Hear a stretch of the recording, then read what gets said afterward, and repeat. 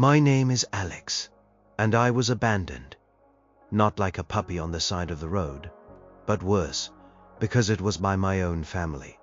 My parents, my older sister Sarah, and her husband Mark.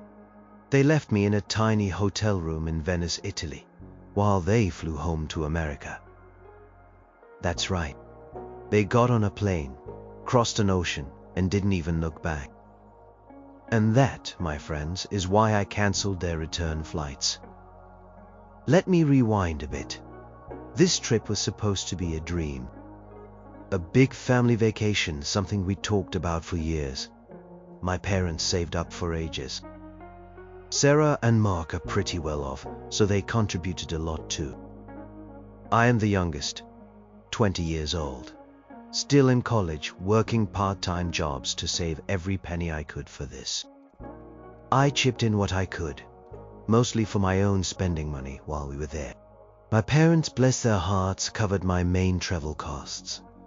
We planned this for months. Venice, Florence, Rome. 3 cities, 2 weeks. It was going to be epic. The first week was okay. Florence was beautiful, though my sister Sarah and I were already bickering more than usual. She's always been a bit controlling, always knowing better than me.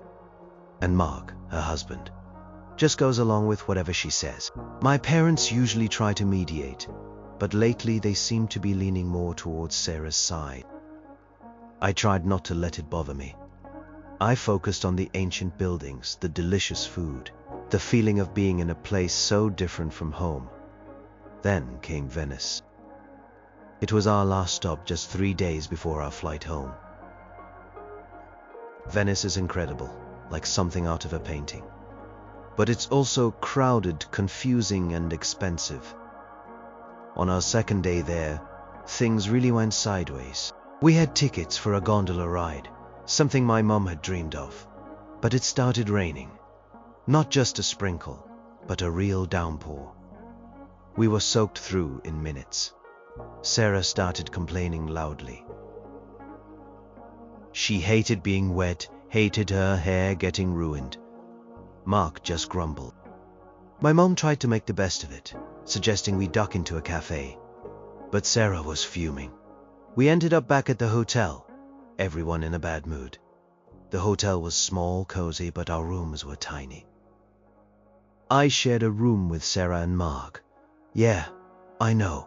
It was supposed to save money. I had a small cot in the corner. That night, the arguments really started.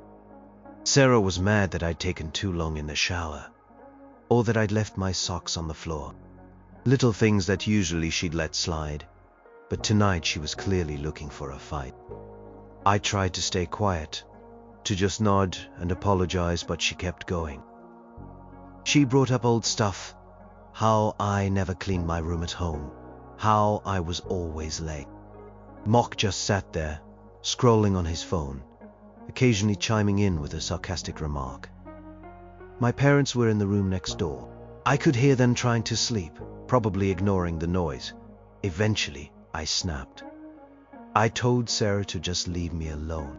I said she was being ridiculous and that I was sick of her constant nagging. It wasn't my finest moment, but I was tired, wet, and totally fed up. Sarah gasped. Fake hurt. Mark finally looked up, his eyes narrowed. You know what, Alex? Sarah said, her voice dripping with fake sweetness. Maybe you should just get your own room, since you are so mature. I can't afford my own room, Sarah. You know that, I shot back. Then maybe you should learn to be a more considerate roommate, she sniffed. The argument lasted for what felt like hours. It ended with me just pulling the blanket over my head, trying to ignore them. I barely slept. The next morning, the tension was thick enough to cut with a knife. Sarah was barely speaking to me. My parents were trying to pretend everything was normal, suggesting we go see something, but their eyes kept darting between me and Sarah. Later that day it happened. Our flight was scheduled for late evening. We had checked out of the hotel that morning, left our luggage at the front desk, and decided to do one last round of souvenir shopping and grab some lunch. Sarah said she wanted to check out a specific mask shop. My parents wanted to find some last-minute gifts. I just wanted a quiet coffee. I told them I'd meet them at the main square near the Rialto Bridge in an hour. We had a specific meeting point, a small cafe by the canal. We'd used it before. An hour later, I was there. I ordered my coffee, sat down, and waited. And waited. An hour turned into 2. My phone was almost dead. I had no international data, only Wi-Fi when I could find it. I tried texting Sarah, Mark, my parents, but the messages wouldn't go through. Panic started to bubble. I walked back to the hotel thinking maybe they went back for something. The hotel staff just looked confused when I asked about my family. They said my family had picked up their luggage hours ago. My luggage, the one I thought was with theirs, was still there. That's when the cold dread set in. They had left without me. They had gone to the airport. They had picked up their bags and maybe mine too, but they hadn't taken me. The flight. Our flight was in a few hours.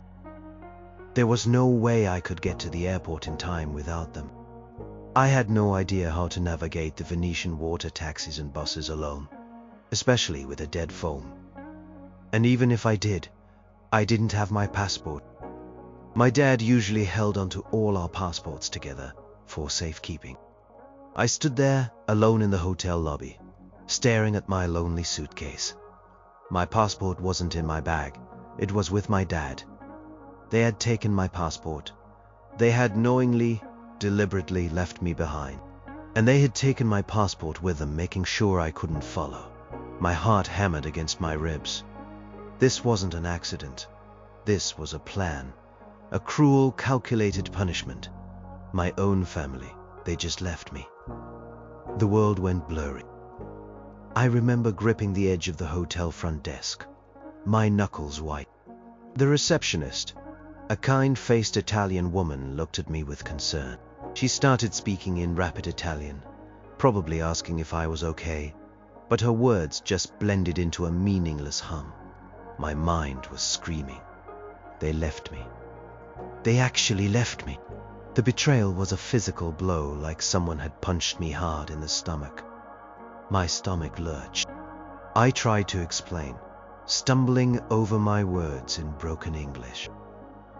My family, they are gone. To the airport, they left me. My passport is with them. She understood enough to look shocked. She offered to call them, but I knew it was pointless. They had done this on purpose.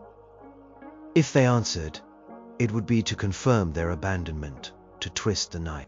I somehow managed to stammer out a request to use the hotel phone. I called my mom's cell, straight to voicemail. I tried my dad's voicemail, Sarah's voicemail, Mark's voicemail. Each ring, each automated message, was like another turn of the screw in my gut. They were already in the air or close to it. They were gone. What do you do when your entire family abandons you in a foreign country? Country where you barely speak the language, where you have no local currency beyond a few euros for snacks, and no working phone. Country where your passport, your only ticket home, is on a plane with the very people who left you. I felt a wave of nausea. I stumbled out of the hotel, ignoring the receptionist's worried calls. The labyrinthine streets of Venice suddenly seemed less charming and more like a trap. Every smiling face, every passing boat, every happy tourist just highlighted my crushing loneliness. I walked aimlessly, the rain from earlier replaced by a biting wind. My clothes were still damp. I shivered, but it wasn't just from the cold. It was from a deep, bone-chilling fear. Where would I sleep? What would I eat? How would I get home? My mind raced, trying to find solutions, but every path led to a dead end. I had some money on a debit card, but without my passport, I couldn't even withdraw cash from an ATM if it required ID. And what if I needed to use it for an actual flight ticket? The thought of buying a new ticket even if I could somehow get my passport back, was terrifying. It would cost thousands. I found myself leaning against a cold stone wall, watching the gondolas glide by. Tears welled up hot and fast, blurring the beautiful scene. I wasn't just sad, I was furious. How could they do this? How could my own parents, the people who were supposed to protect me, allow this? This wasn't some petty argument, this was malicious. It was cruel. My anger slowly started to override my despair. I thought about the fight with Sarah. Was it really that bad? I'd lost my temper, yes, but it was after days of her constant criticism. Was my outburst enough to warrant being left stranded in a foreign country? Number 1,000 times no. This was Sarah's doing. I knew it. She must have convinced my parents. Told them I was ungrateful, a burden. Mark, of course, would have just nodded along. And my parents, wanting to keep the peace with their golden child, must have just gone along with it. The thought made my blood boil. They sacrificed me to keep Sarah happy. They chose her over me. That was the most heartbreaking part. It wasn't just Sarah's cruelty. It was my parents' complicity. They let it happen. They drove away from the hotel, knowing I was still there, knowing I had no way to get to the airport. They boarded that plane, knowing I was alone. I don't know how long I stood there, lost in thought. Eventually, the cold started to really get to me. I had to find shelter. I walked back to the hotel feeling a flicker of hope, that maybe, just maybe, they'd realized their mistake and called. But there was nothing. The receptionist saw me and offered me a glass of water. She spoke slowly, asking if I had any family or friends in Italy. I shook my head. "Only family back home," I mumbled, the words tasting like ash. She offered to let me stay in the lobby for a bit, maybe use their computer to contact someone. It was a lifeline. I found the hotel's public computer. It was slow, old, but it worked. I logged into my social media, hoping to find someone, anyone who could help. I messaged my best friend Maya. "Help me. I am stuck in Venice. My family left me." I typed as fast as my shaking fingers would allow. I tried to include some details, but the fear and anger were making it hard to think straight. I also found my flight details, the confirmation numbers, the booking codes. My parents had booked the whole trip. I had just assumed they'd handle everything. Now, looking at the screen, a new, cold idea began to form in my mind. They had access to my passport, to all my information. But I had their names. I had the flight numbers. And I had access to the internet. Chilling thought, a tiny spark of revenge, began to glow in the darkness of my despair. They left me. They stranded me. They took my passport. But they were still flying on their tickets. Tickets I knew the details for. Tickets I could potentially mess with. My fingers hovered over the keyboard, a dark smile slowly spreading on my face. A plan. A terrifying, vengeful plan. But as I sat there, shivering in the hotel lobby, watching the slow, grainy screen, that whisper grew into a roar. They abandoned me. They chose to strand me in a foreign country. They chose to take my passport, making it impossible for me to follow. They chose their comfort, their peace, their cruel joke over my safety and well-being. And now, they were probably halfway across the Atlantic, smug and satisfied. But they had a return flight, and I had the internet. I pulled up the airline's website. It was a major international carrier, one everyone knew. I had the booking reference, copied from an old email my mom had sent me about the flight time. I typed it in, my heart pounding with a mixture of fear and a grim determination. The flight details loaded. Our names were all there. Mr. John Smith, Mrs. Jane Smith, Miss Sarah Smith, Mr. Mark Johnson, Miss Alex Smith, my name. Still listed on the return flight, even though I was here in Venice, not on that plane. A cold, hard resolve settled over me. This wasn't about me getting home anymore, not right now.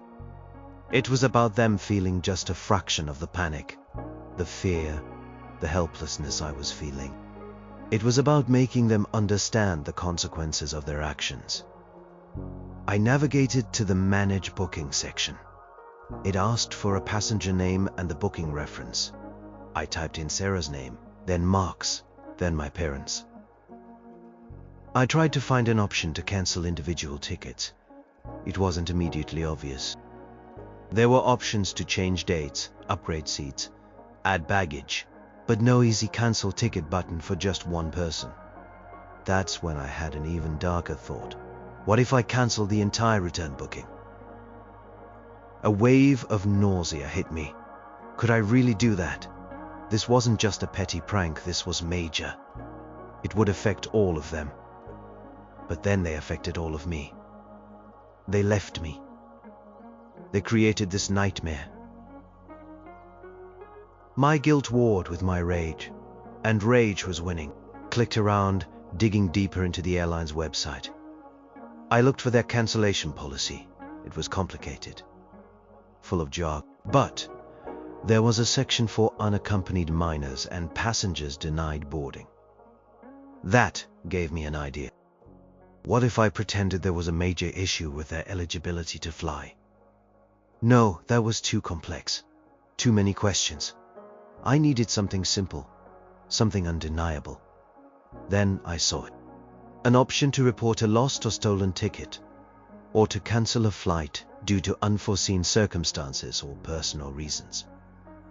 And a separate section for no-show passengers. Since I was already listed as a no-show for the outbound flight, maybe I could use that. I took a deep breath.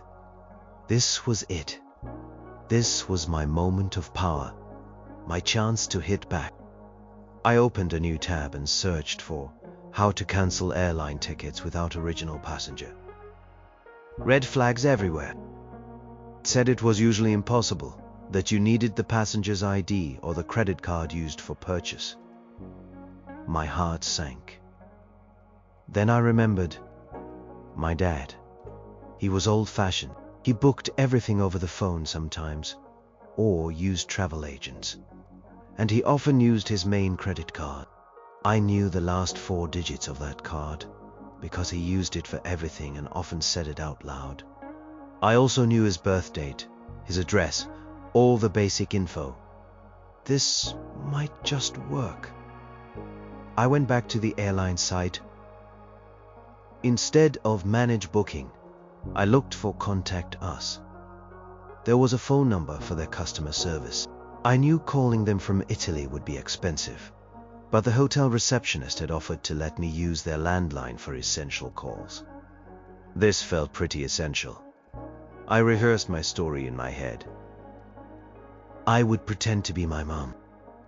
My voice wasn't exactly like hers, but over the phone, with a bit of a shaky tone from distress, maybe I could pull it off. I'd explain there was a family emergency, and they needed to cancel the return leg of their trip. They wouldn't ask for a passport over the phone, just verification questions. I walked over to the reception desk. "Excuse me," I said, trying to keep my voice steady. "Could I use your phone for an urgent international call to the airline?" The receptionist nodded, pointing to the phone. My hands trembled as I dialed the international access code, then the airline's number. It rang for a long time. Finally, a voice answered, heavily accented, but speaking clear English. "Thank you for calling airline name. My name is Maria. How may I help you?" "Hi," I began, trying to sound distressed but coherent. "My name is Jane Smith. I am calling about a flight reservation. My family and I need to cancel our return flights. Tea here has been a sudden, unexpected family emergency back home." "I understand, Miss Smiths. Could you please provide your booking reference number? I gave her the number. She typed it in. And for verification. Miss Smith, could you please confirm the full name of the primary passenger, their date of birth, and the last 4 digits of the credit card used for the booking? My heart pounded. This was it. I gave her my dad's full name, his birth date, and the credit card digits. I knew I had to sound authentic. I paused, tried to sound a bit tearful. This is very upsetting, you understand. We need to get home as soon as possible, but we just can't make the scheduled flight. Maria was sympathetic. I see the booking, Miss Smith. John, Jane, Sarah, Mark, and Alex Smith. You wish to cancel all 5 return tickets? Yes, I said, my voice barely a whisper. All 5. It's a very difficult time. The line went silent, punctuated only by the faint hold music. Each second felt like an hour. What if she asked more questions? What if she realized I wasn't my mom? What if she said no? Finally, Maria's voice returned. Miss Smith, I have successfully cancelled the return leg of your journey for all 5 passengers. An email confirmation of the cancellation has been sent to the email address on file. Is there anything else I can assist you with today? No, I said, the word coming out as a shaky breath. No, that's all. Thank you. You are welcome. We wish you and your family well during this difficult time. I hung up the phone. My hand was shaking so badly, I almost dropped the receiver. It was done. I had done it. My family, the people who abandoned me, now had no return flight. They were stranded too. But unlike me, they were stranded in their home country, with their passports, their money, their familiar surroundings. They were just inconvenienced. I was ruined, and that felt perfectly fair. A strange mix of triumph and cold dread washed over me. I had just committed an act of war against my own family. And I knew with absolute certainty that they would never forgive me. The moment I hung up the phone, a strange quiet descended over me. The frantic panic that had been a constant companion since discovering I'd been left behind didn't disappear entirely, but it was replaced by a chilling calm. It was done. The return flights were cancelled. The deed was out there, floating somewhere in the digital ether, waiting to unleash its consequences. I walked back to the computer, my steps feeling lighter yet heavier at the same time. I checked my mum's email, which I knew the password to from years ago when she'd needed help setting it up. Sure enough, there it was. Flight cancellation confirmation. The subject line alone was a punch to the gut. Inside, it detailed the cancelled flight, the passengers, and the date. All 5 of them, all cancelled. I sat there, staring at the screen. No turning back now. What would they do? How long would it take them to find out? They wouldn't try to check in for their return flight for another week. Would they see the email before then? My mum was pretty good at checking her emails, but for flight confirmations, she usually just looked at the main details and filed them away. Maybe she wouldn't notice until the day of. A small, grim smile touched my lips. That would be even better. Imagine their faces at the airport, showing up for their flight, only to be told their tickets were cancelled. The confusion, the disbelief, the dawning horror. It would be beautiful, pure, unadulterated karma. But then the practical side of my brain kicked in. I was still in Venice, alone, with no passport, no money, no phone. My momentary triumph faded, replaced by the very real, very urgent problem of my own survival. I messaged Maya, again my best friend.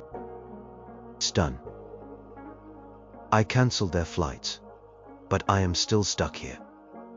My passport is with my dad. I need help. I added a string of crying emojis, even though I felt strangely dry-eyed. I was too numb for tears right now. I waited. The hotel Wi-Fi was slow, agonizingly so. But after what felt like an eternity, Maya replied, "OMG, Alex, are you serious? Cancel their flights. Are you okay? Where are you? What happened? Call me now." Can't call, no phone, no passport, no money. I am at the hotel lobby computer. I typed quick. They left me, on purpose. They just drove to the airport without me this morning, took my passport. Maya's next message was a flurry of capital letters and exclamation marks. She was furious on my behalf. That was good. That meant I wasn't crazy. Someone else thought what they did was horrific. She said she'd figure something out. She promised to call the US Embassy in Rome, to call my aunt, my mom's sister, who sometimes took my side in family squabbles. To do anything she could. I felt a tiny spark of hope. Maya was a force of nature. If anyone could help me, it was her. But it would take time. I couldn't just sit in the hotel lobby forever. The receptionist, who was still hovering nearby, came over. "Miss, are you okay? It's getting late. Do you have a place to stay tonight?" I shook my head. Number. My family, they left me, and they had my passport. Her face softened with pity. "Oh, my dear, that is terrible. I will speak to the manager. Perhaps we have a small room or a discount for you tonight. It is not safe to be on the streets." I was so grateful I almost cried. Thank you so much." While the receptionist went to talk to her manager, I thought about reaching out to my family directly. Not to tell them about the flights, but to scream at them, to demand my passport back. But I knew it was useless. They had already made their choice. Any attempt to contact them now would be met with silence or worse, blame. They would twist it, make it my fault. "You were difficult, Alex. You made us miss our flight. We had to go." Or some other excuse. They wouldn't admit to their cruelty. They never did. The manager agreed to give me a tiny, windowless staff room at a heavily discounted rate for one night. It was better than nothing. I had a bed, a roof over my head, and a chance to sleep. But sleep didn't come easily. My mind replayed the events of the day, the argument, the meeting point, the dawning realization of their betrayal. Each memory was a fresh stab of pain. I thought about my parents. How could they? How could they let Sarah do this? Were they so blinded by their favoritism for her, so desperate to avoid her tantrums, that they would sacrifice their youngest child? It hurt more than anything. Not just the abandonment, but the clear message: you are less important. You are disposable. The next morning, I woke up feeling oddly resolute. The initial shock and fury had given way to a grim determination. I still didn't have a passport, or a flight, or much money. But I had a plan. I needed to focus on getting home. And I needed to make sure they knew what I had done. I went back to the lobby, hoping Maya had replied again. She had. A long message. She had spoken to my Aunt Carol. Aunt Carol was apparently furious, demanding to know what my parents were thinking. She had promised to call them as soon as they landed, and demand they send my passport back to the embassy in Rome, or to me directly via a courier. Maya also said she'd found a flight for me, a ridiculously cheap one a few days from now. But it would require my passport. It was a budget airline, so no frills, but it was a way home. She had even offered to pay for it. I was so overwhelmed by her kindness. Thank you, Maya. You are the best friend anyone could ask for, I typed, tears finally starting to fall. I considered a public post. Something on Facebook detailing everything, naming names, shaming them. The Reddit part of me wanted to unleash the full story to the world, to let everyone see their hypocrisy. But then I hesitated. I didn't want to burn every bridge just yet. I still needed that passport. I still needed a way home. And a public shaming might just make them dig in their heels even more. No, I would wait. I would wait until they found out about the flights. Until they called me panicking, demanding answers. Then, and only then, would I tell them everything. The anger, the fear, the cold, calculating revenge. They wanted to play games. I could play games too, and I was just getting started. The next few days in Venice were a strange blur. I was in limbo, waiting for my passport, waiting for Aunt Carol's intervention, waiting for Maya to confirm the flight details, and most of all, waiting for the inevitable phone call from my family. The hotel manager, bless his heart, extended my stay in the tiny staff room for another 2 nights at a reduced rate. I ate what I could afford: cheap bread, local cheese, and water from a public fountain. Every euro I spent felt like a chunk of my future vanishing. My phone was still dead. I charged it briefly in the hotel lobby, just long enough to send desperate messages to Maya and check if my parents or Sarah had somehow tried to contact me. Nothing. Silence. They were back home, probably basking in the familiarity of their own beds, completely unaware of the storm brewing on the horizon. The thought made my stomach churn with a mix of satisfaction and dread. Maya was my lifeline. She called the embassy. She called Aunt Carol daily. She even tried to track down my parents' landline number, though they rarely answered it. Aunt Carol, it turned out, was putting immense pressure on them. She'd apparently screamed at my mom for an hour, demanding to know how they could possibly leave their child behind. My mom, according to Aunt Carol, just kept repeating that it was a misunderstanding and that I had been difficult. The same old song and dance. "They're refusing to admit they left you on purpose, Alex," Maya texted. Aunt Carol said, "Your dad just mumbled about Alex needing to learn a lesson." A lesson? What kind of lesson is abandoning your kid in a foreign country? The lesson comment hit me hard. It wasn't just Sarah's spite. It was my parents' deliberate choice. They thought I deserved this. Pain of that realization was sharper than any physical discomfort I was enduring. Aunt Carol eventually convinced my parents to mail my passport to the US Embassy in Rome. It wasn't ideal, as I was in Venice, but at least it was a step. The embassy would then verify my identity and send it on to a local post office for me to pick up. The process would take several days, maybe even a week. It felt like an eternity. How was I going to survive for a week in Venice without money or a passport? The hotel could only offer me the staff room for so long. I needed a plan. I started walking. I explored the less touristy parts of Venice, the quieter back streets. I looked for jobs, any kind of odd job. I tried to explain my situation to cafe owners, shopkeepers.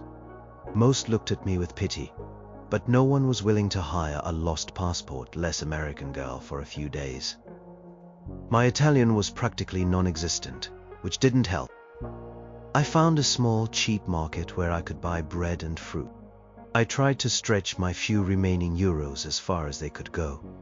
I drank a lot of water from public fountains.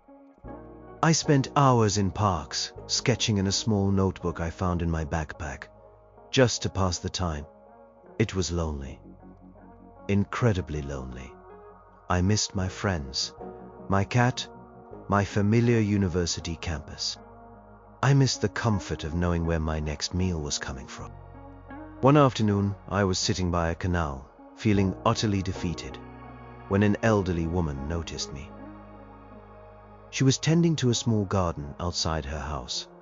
She looked at my dejected face, then at my worn backpack. She offered me a cup of tea. I gratefully accepted. We sat in silence for a while, just enjoying the quiet. I tried to explain my situation in a mix of broken Italian and gestures. She listened patiently. Her name was Isabella. She didn't speak much English, but her eyes were kind. She offered me a small plate of cookies, then a bowl of pasta. I ate slowly, savoring every bite. It was the first real meal I'd had since being abandoned. It felt like a miracle. Isabella didn't ask for anything in return. She just sat with me, occasionally patting my hand. She let me stay in her tiny spare room for a night, telling me, "You cannot be alone, Bambina." Her kindness was overwhelming. It made me realize that even in the darkest moments, there was still good in the world, far away from the people who had hurt me. The next morning, Isabella sent me off with a small bag of food and a hug. Her simple act of generosity rekindled a spark in me. I would get through this. I would get home.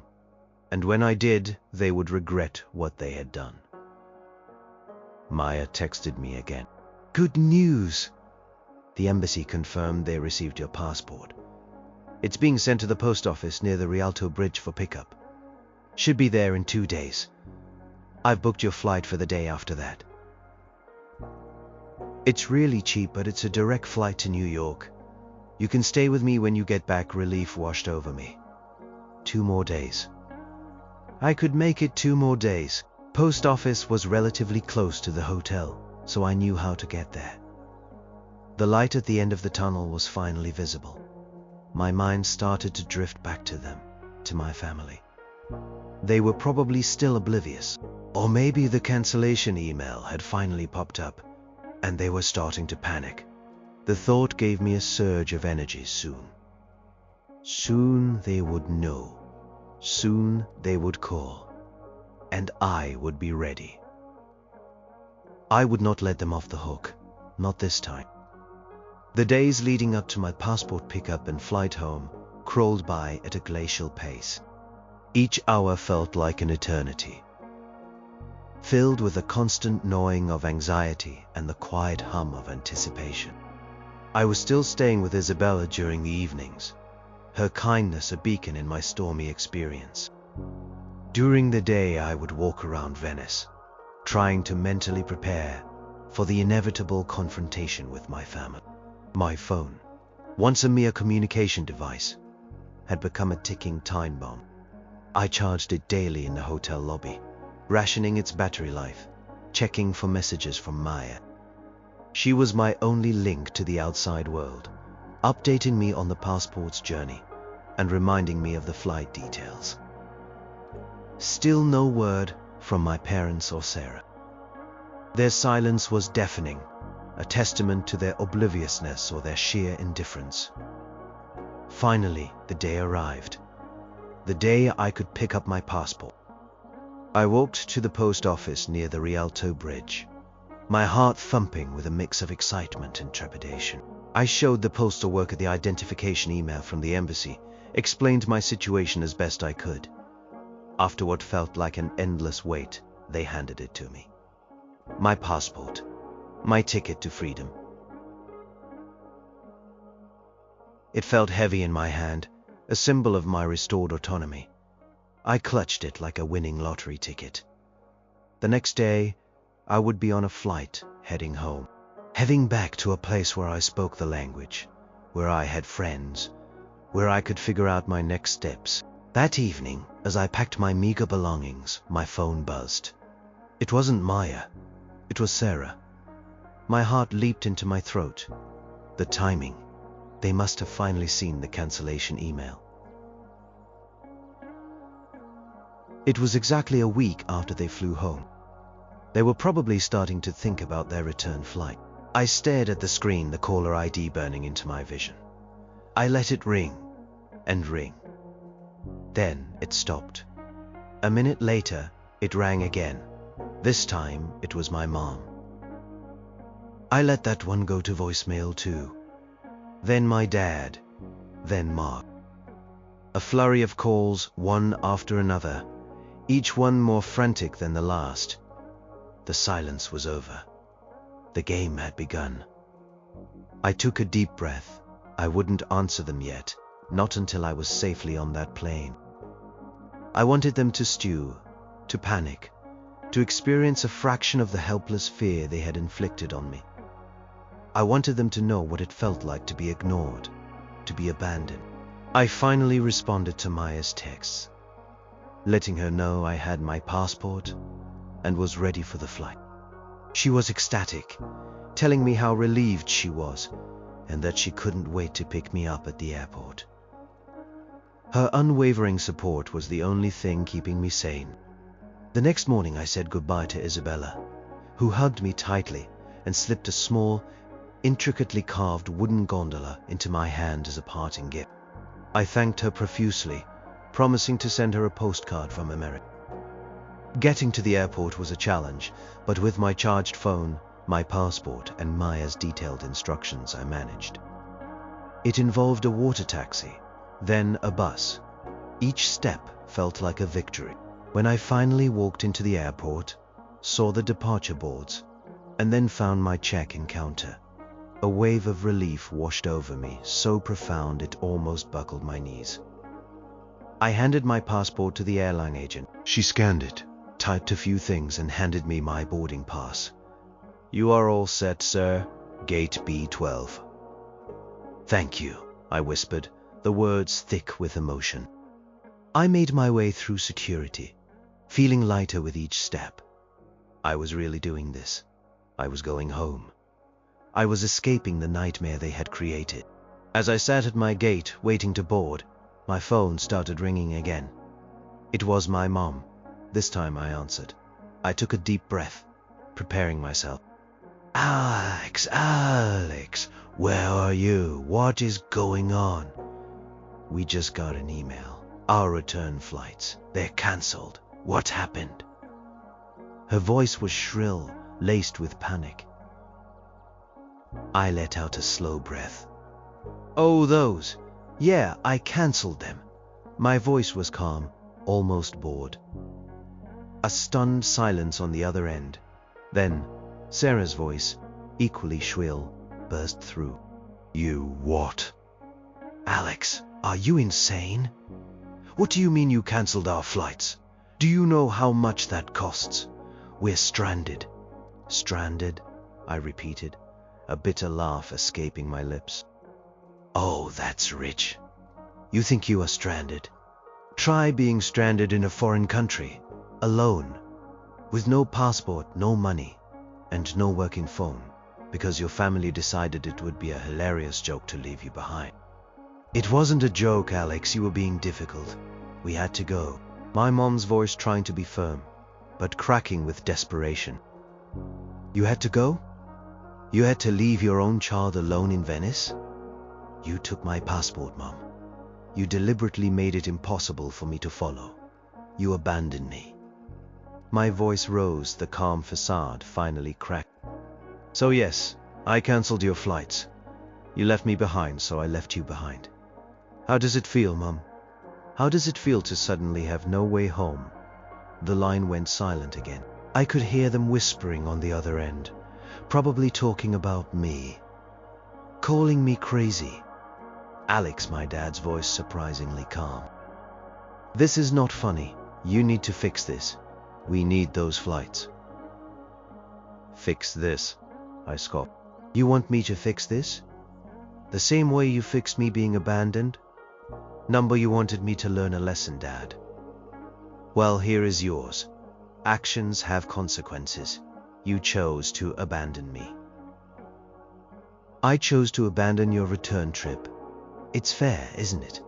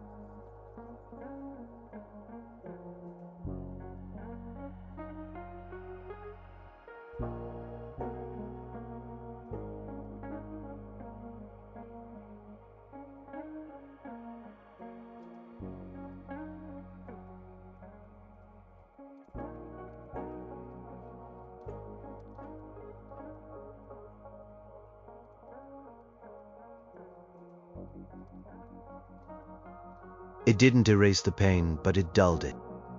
I looked at the gate, the boarding announcement beginning to play. "My flight is boarding now," I said, my voice firm. "Have fun figuring out your own way home. Maybe you can hitchhike or swim. Whatever you do, don't ask me for help. I am busy. I am going home." And with that, I hung up.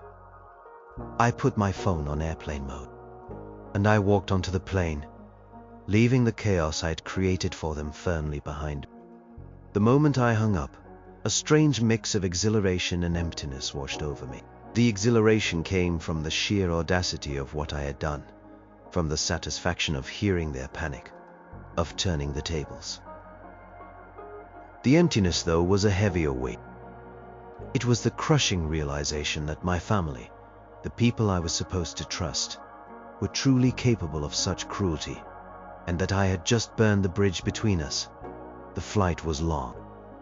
I spent most of it staring out the window, watching the clouds drift by, replaying the phone call. My mom's shrill voice, Sarah's outrage, my dad's stunned silence followed by his calm demand. They couldn't believe I had done it. They thought I was a pushover, the quiet youngest sibling who would just take whatever they dished out. But not anymore. When the plane landed in New York, I felt a surge of adrenaline. Maya was waiting for me at the gate, holding a huge sign that said, "Alex is home." She ran and hugged me so tight I thought my ribs would crack. It was the first genuine hug I'd had in what felt like forever. "Oh my God, Alex, I was so worried," she exclaimed, her eyes welling up. "Are you okay? You look exhausted." "I am exhausted," I admitted, "but I am home, and I think I broke my family."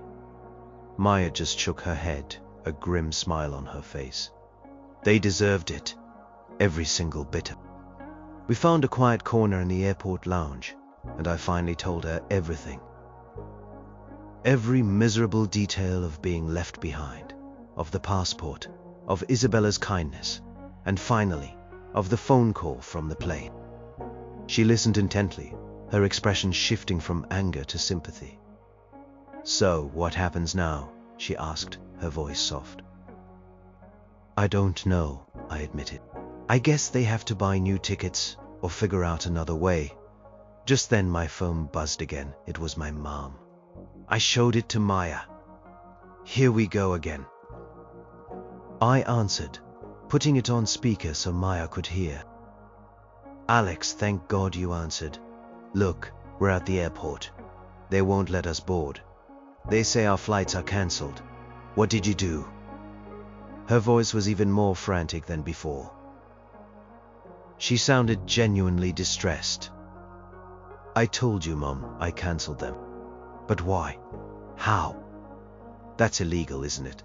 "This is crazy, Alex. Do you know how much new tickets cost at the last minute?" This was Sarah, her voice a mix of fury and panic. "Thousands. We don't have that kind of money just lying around." "You should have thought about that before you abandoned me," I said, my voice steady, even though my hands were shaking. "You left me with nothing. No money, no passport, no phone. Do you have any idea how terrifying that was? Do you have any idea how I survived for days? I was lucky a kind stranger took me in." "You didn't care. You just went home, probably thinking about how you taught me a lesson." "It wasn't like that, Alex," my mom cried, her voice cracking. "We thought you'd follow. We thought you'd figure it out." "You thought I'd figure it out? With no passport, which you took, by the way. With no phone. In a country where I barely speak the language," I scoffed. "No, Mom. You didn't think. You just wanted to get rid of me. Sarah wanted to get rid of me, and you went along with it. Alex, this is insane. You can't just leave us stranded here." This was my dad, his voice deep with frustration, and for the first time a hint of desperation. "You are not stranded, Dad. You are in your home country. You have your passports, your wallets, your phones. You have homes to go to. You just have to book new flights. It's an inconvenience for you, For me, it was a nightmare, so no. I won't fix it. You fix it. Just like I had to fix my own problem when you created it. This is not fair, Alex, Sarah shrieked. You are ruining everything. We're going to miss work. We're going to lose money. And what about me? What about the money I spent getting home? What about the days of fear and loneliness? What about the fact that my own family abandoned me? I shot back, my voice rising. You wanted to teach me a lesson? Well, I hope you learned yours. You can't treat people like garbage and expect no consequences. This is your consequence. There was a pause. I could hear them talking amongst themselves, their voices muffled. Then my mom's voice came back on the line, quieter this time. Alex, please, we're sorry. We made a mistake. Can you just tell us how to get our old tickets back, or give us the money for new ones? The apology sounded hollow, forced by desperation. Sorry isn't enough, Mom. And no, I can't get your old tickets back.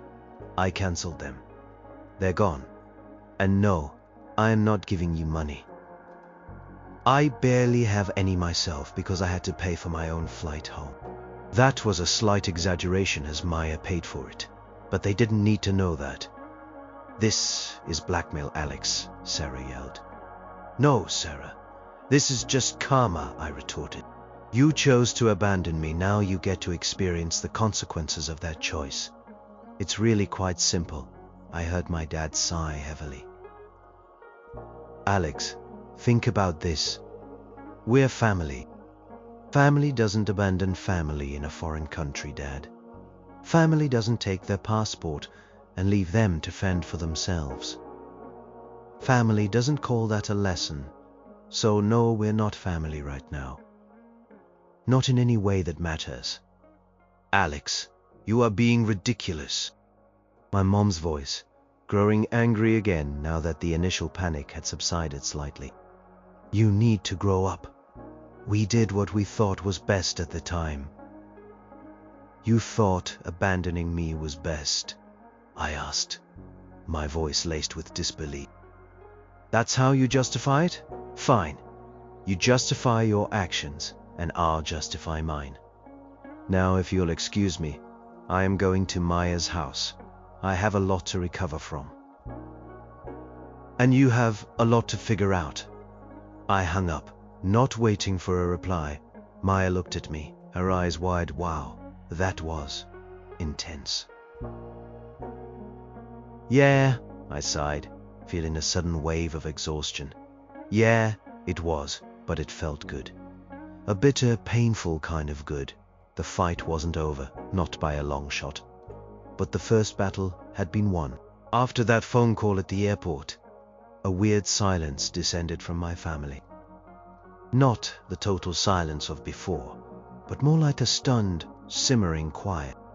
My phone would still buzz occasionally with a text from my mom or dad, usually just a short, pleading message like, "Please call us Alex," or "Let's talk about this like adults." Sarah sent one that just said, "You are a monster."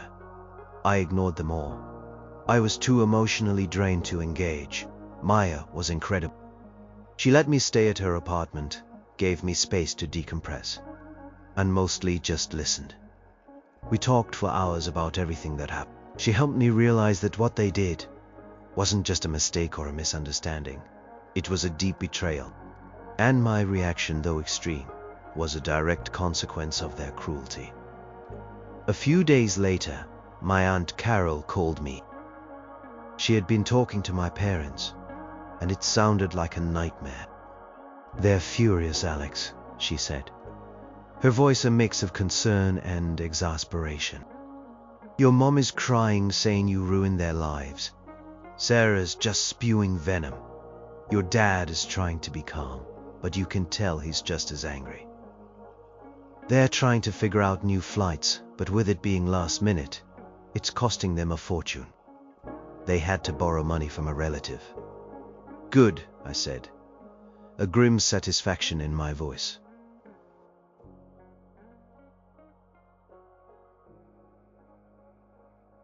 Let them feel it, Aunt Carol sighed.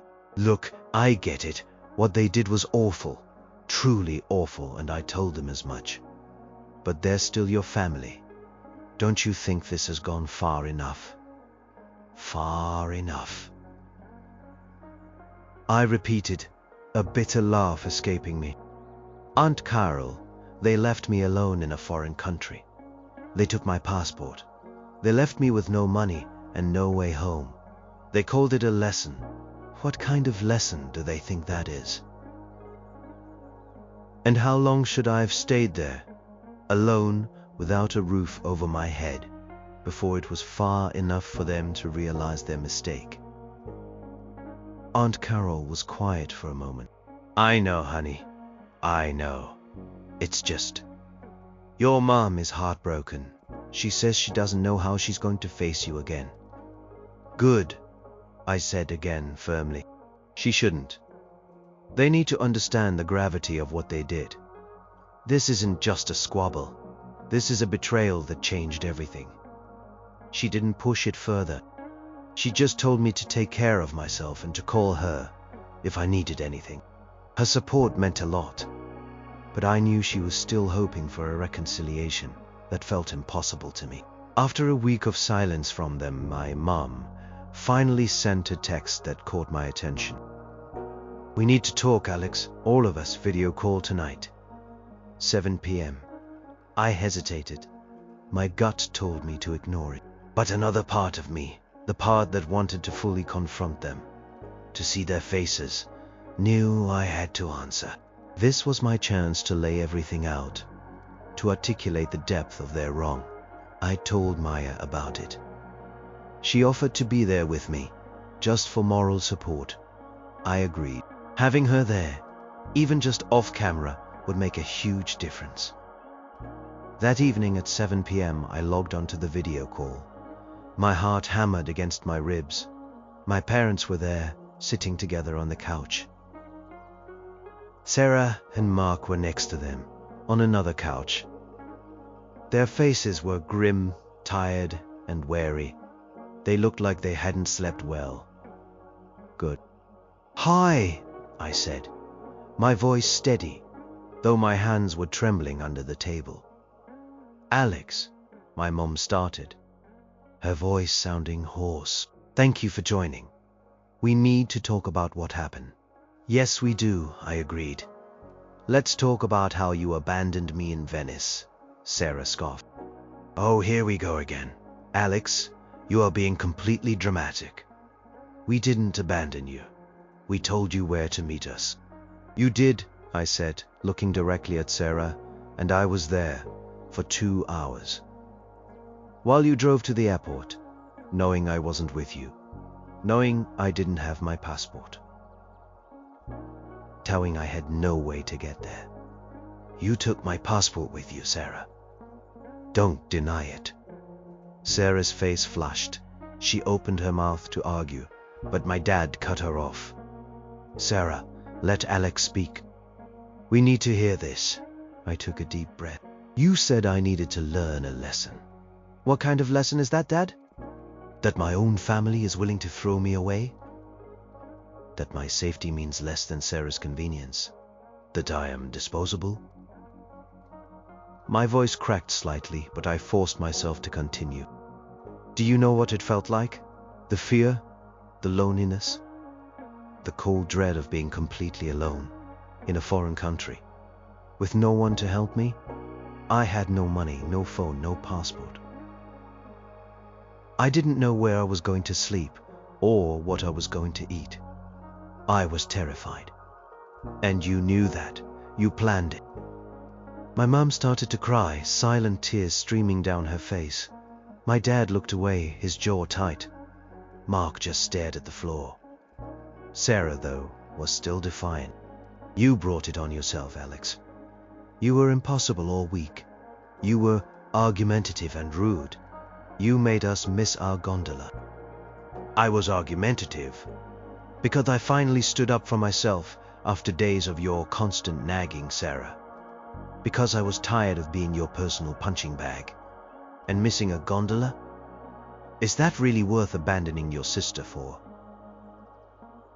Is that worth risking my life for? I demanded, my voice rising. Call yourselves family. You call yourselves parents.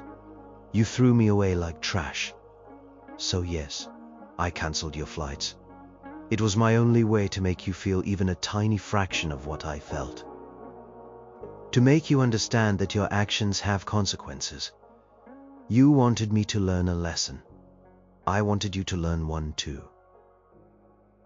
My dad finally spoke, his voice low.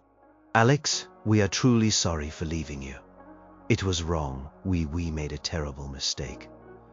We were frustrated and tired, and Sarah convinced us it would be for your own good. A tough love moment. He looked at Sarah, who recoiled slightly. But it was not. It was a mistake, and we apologize. Sorry doesn't fix it, Dad, I said, my voice empty. Sorry doesn't erase the fear. Sorry doesn't erase the fact that you chose to abandon me. It changed everything. I don't know how I can ever trust you again. My mom lifted her head, her eyes red. Alex, please, we can fix this. We'll pay for your next semester of college. We'll do anything. Just please, let's put this behind us. Put it behind us, I scoffed. You think money fixes everything? You think I can just forget that you left me to fend for myself? Number, it's not something you just put behind us. It's a wound. And it's going to take a very long time to heal, if it ever does. So what do you want us to do, Alex? Teva burst out, tears of frustration now in her eyes. You want us to beg you, want us to be stuck here forever. I want you to acknowledge what you did fully, to understand the depth of your betrayal, to realize that your comfort is not worth my safety. I want you to understand that I am not your punching bag or your disposable inconvenience. I said, my voice firm, and I want you to know that this isn't over. This isn't something we just move past. This changes our family forever. I looked at their faces, seeing their shock, their anger, their despair. And in that moment I realized that I had finally, truly gotten through to them. The realization felt both powerful and utterly heartbreaking. The video call ended with a tense silence. No resolution, just a chasm of unspoken words and raw emotions. I had said my piece, every painful truth, every cutting accusation. They had offered their forced apologies and pathetic justifications. And now the damage was out in the open, undeniable. After the call, I felt a strange mix of exhaustion and a grim satisfaction. It was over, the initial confrontation. But the fallout, the true consequences were just beginning. Maya, who had listened to the entire exchange, just shook her head slowly. Wow, that was rough. But you were amazing, Alex. You stood your ground. It didn't feel amazing, I admitted, collapsing onto Maya's couch. It felt like tearing off a bandage that was already infected. The immediate aftermath was as expected. More texts, more calls. But this time they were different. Less pleading, more angry accusation. Sarah sent a barrage of messages calling me selfish, vindictive, and a manipulator. My mom sent a long, rambling text about how I was breaking her heart and tearing the family apart. My dad, ever the pragmatist, just sent a link to an airline website. With a brief message, we booked new flights. It cost us everything. I didn't reply to any of them. I was done. For now. I needed space to breathe, to process. Maya helped me focus on practical things. I didn't have a job lined up for the semester, and my savings were depleted. She helped me find a part-time job at a local coffee shop near campus. Just enough to cover my basic expenses. She also helped me navigate the financial aid office, explaining my unforeseen circumstances to get some emergency funds. My relationship with my parents and Sarah became a cold war. They were home, but now burdened by the unexpected cost of new last-minute flights, which had indeed cost them a fortune. They had to dip into savings, and my dad even mentioned taking out a small loan. Their anger festered, fueling their resentment towards me. Aunt Carol became the reluctant messenger. She would call me, sometimes crying, sometimes frustrated. "They're still so angry about the money, Alex," she'd say. "And they're saying you are being unreasonable, that you won't forgive them." "Unreasonable," I'd snap back. "They abandoned me. They chose money over my safety. And now they're angry that they have to pay for their own stupidity? That's rich." My mom started posting vague, dramatic updates on social media. Things like, "When your own flesh and blood betrays you, who can you trust? And heartbreak comes from unexpected places." She didn't name me, but our extended family and family friends, who knew about the Europe trip, definitely knew something was up. Some family members reached out to me privately. My cousin Mark, not Sarah's Mark, a different one, texted me. He'd heard vague whispers and just wanted to know if I was okay. I told him a heavily censored version of the story, focusing on the abandonment, not the flight cancellation. He was horrified. "Alex, that's messed up. I am so sorry. If you need anything, let me know." It was a small comfort, knowing not everyone was against me. Sarah, predictably, went full scorched earth. She started telling anyone who would listen how I had financially ruined our parents, how I was a terrible, ungrateful sister, and how I had stabbed them in the back. She twisted the narrative, making it sound like I had maliciously cancelled their flights out of spite, completely omitting the part where they left me behind. It was hard. Really hard. Friends of the family would sometimes give me strange looks or avoid me. I heard whispers. It felt like I was being judged, even though I knew I was the one who had been wronged. My parents decided to try for a family therapy session. Aunt Carol suggested it. I agreed cautiously. I wanted them to understand. I wanted them to truly see the damage they had done. The first session was a disaster. My parents started by apologizing again, but then immediately pivoted to blaming me for the financial burden. Sarah just sat there, arms crossed, glaring at me. Mark remained silent as usual. "We understand we made a mistake," my dad said, "but you didn't have to cancel our flights, Alex. That was extreme. You caused us severe financial hardship." Severe financial hardship? I shot back, my voice laced with disbelief. "You think that compares to the emotional trauma you put me through? To the fear of being alone, with nothing, in a foreign country? You chose to save a few $100s on an early flight, rather than waiting for me, your own daughter. You chose that. And now you are upset about the cost of your choice. But it was so expensive." My mom wailed. "We had to take out a loan." "Whose fault is that, Mom?" I asked, looking her straight in the eye. "Who created this situation?" "You did. You made a choice. And you are now living with the consequences. Just like I had to live with the consequences of your choice." The therapist tried to mediate, to get them to focus on the abandonment, on my feelings. But they couldn't get past the money. They were fixated on the financial loss, on the inconvenience. They couldn't or wouldn't acknowledge the depth of their betrayal. It was disheartening. It felt like talking to a brick wall. I left that session feeling utterly drained. The anger and resentment had become so entrenched that it felt impossible to bridge the gap. I realized that they might never truly understand. They might never truly feel remorse for what they had done to me, only for the inconvenience it caused them. The heartbreak was real. The family I thought I had, the one that was supposed to protect me, was gone, and I had to accept that. The family therapy sessions continued for a few more weeks, but they were mostly pointless. My parents and Sarah kept coming back to the money, the inconvenience, the extreme nature of my actions. They seemed incapable of truly seeing, truly understanding, the profound emotional damage they had inflicted by abandoning me.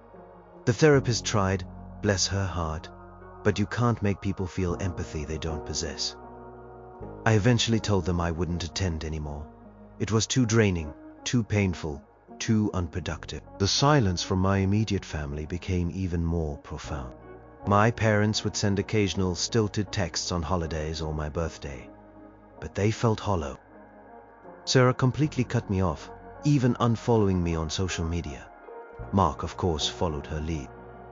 The family unit, as I had known it, was shattered beyond repair. It was a strange feeling, like a phantom limb. Part of my life, a relationship I had always relied on, was gone. It was heartbreaking, like a bereavement. I grieved for the family I thought I had, the parents who were supposed to be my safe harbor, the sister who was supposed to be my lifelong companion. But the reality was that family hadn't truly existed for a long time. Their abandonment in Venice was just the final, undeniable proof. My new life slowly began to take shape. I continued my studies, pouring myself into my classes. My part-time job at the coffee shop gave me a sense of independence. Maya was my rock, my true family. We spent countless hours talking, laughing, and sometimes just sitting in comfortable silence. She helped me find a new apartment off campus, a small place I could afford on my own. It was liberating to have my own space, a sanctuary where I felt safe and truly in control. I reconnected with Aunt Carol and Cousin Mark. They were genuinely supportive, recognizing the injustice I'd faced. Aunt Carol would sometimes send me care packages, small comforts that reminded me I wasn't entirely alone. Cousin Mark would invite me for coffee or to study together. They became my chosen family, the people who truly showed up for me. Slowly, I started to heal. The nightmares of being stranded in Venice faded. The raw, searing pain of betrayal began to dull, replaced by a quiet strength. I learned to trust my own judgment, to rely on myself, and to cherish the people who genuinely cared for me. One day, almost a year after the Venice incident, I saw my parents and Sarah in public. We were at a local grocery store. I froze. They saw me too. My mom's face twisted with a mixture of sadness and resentment. My dad looked grim. Sarah just glared, her eyes full of venom. We didn't speak. We just stared at each other across the produce aisle. Two separate families now, bound only by a shared history of pain. I realized then that I wasn't angry anymore. Just profoundly sad. Sad for what we had lost, and sad that they would likely never truly understand why. I walked away from the produce aisle, pushing my cart towards the checkout, and didn't look back. Life went on. I graduated college, got a good job, and built a life for myself. A life filled with purpose, with genuine connections, with people who loved and respected me. I never regretted canceling their flights.